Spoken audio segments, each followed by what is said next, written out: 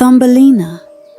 Once upon a time, there was a kind woman who longed to have a child of her own. One day, she visited a wise old witch and asked for help. The witch handed her a magical barley seed and told her to plant it in a flower pot. The woman followed the witch's advice, and soon a beautiful tulip bloomed.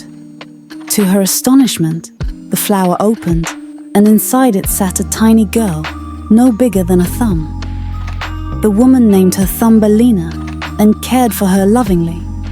Thumbelina's life was filled with joy until one fateful night when a giant toad hopped into the house and saw her sleeping in a walnut shell cradle. The toad thought Thumbelina would make a perfect bride for her son. She snatched Thumbelina away and placed her on a lily pad in the middle of a pond.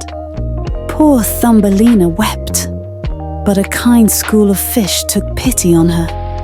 They gnawed at the lily pad's stem, setting her free to float down the stream. Along her journey, Thumbelina encountered many creatures, some kind, others not. She befriended a butterfly who helped her fly, and a field mouse who gave her shelter during the winter. At the field mouse's home, Thumbelina met a wealthy blind mole. The mole admired Thumbelina and wanted to marry her, but she was heartbroken at the thought of living underground forever. One day, while wandering outside, Thumbelina found an injured swallow lying in the snow. She cared for the bird until it was strong enough to fly again. When spring arrived, the swallow offered to take her away from the mole and field mouse. Thumbelina climbed onto the swallow's back, and they soared into the sky. The swallow carried Thumbelina to a land of eternal summer, where flowers bloomed all year round. There, she met a prince of the flower fairies, who was as small as she was. He wore a crown of sparkling gold and had shimmering wings.